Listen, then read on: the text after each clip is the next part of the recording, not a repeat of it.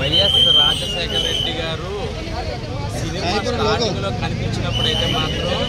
నిజంగా ప్రతి ఒక్కళ్ళు కూడా కట్టతడి పెట్టుకుని ఆయన చూస్తున్నప్పుడు ఆ ఆనందం కానీ ఆ చూసుకుంటూ వచ్చే సీన్లు కానీ చూస్తే నిజంగా అసలు ఎప్పటికీ కూడా ఎన్ని తరాలైనా కూడా వైఎస్ రాజశేఖర రెడ్డి గారిని మర్చిపోవడం అనేది జరగదు. ఆయన నిజంగా ఇప్పుడు కానీ ఉంటే కనుక పిఎం పొజిషన్ ఉండేటోళ్ళు అంత అసలు ఆయన చేసే సేవా కార్యక్రమాలు ఇవన్నీ కూడా ఒక 10-15 నిమిషాలు సినిమాలో చూస్తున్న ప్రతి సీను కూడా నిజంగా కూడా ఆయన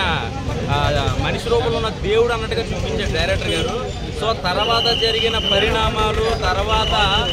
పిల్లిని అడవిలో వదిలేస్తే పిల్లి అవుతుంది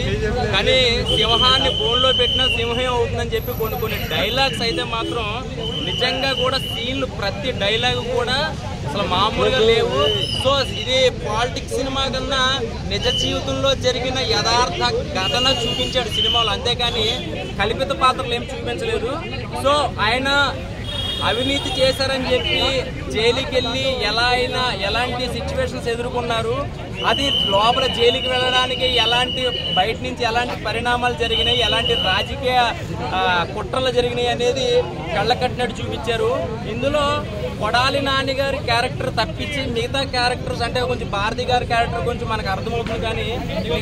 మిగతా నందిగామ సురేష్ గారి క్యారెక్టర్ అయితే మాత్రం చూసుకోవచ్చు. నిజంగా ఆయనకి చేసిన హెల్ప్ అయితే మాత్రం నిజంగా కాళ్ళు పట్టేసుకోవాలన్నమాట, అంత హెల్ప్ చేశాడు ఆయన. సో ఆయనకి సురేష్ గారు చేసిన అంటే పోలీసులతో లాఠీ చార్జ్ చేసుకుని దెబ్బలు తిని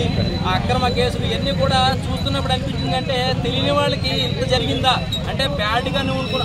అంటే జగన్ గారి గురించి బ్యాడ్గా అనుకుని ఏం చేశాడు ఆ రోజున ఏదో తప్పు చేశాడు ఉంటాడరా అనే కొంతమందికి సినిమా చూస్తే కళ్ళ కట్టినట్టు ఒక సినిమా రూపంలో మనకి ఏం జరిగిందని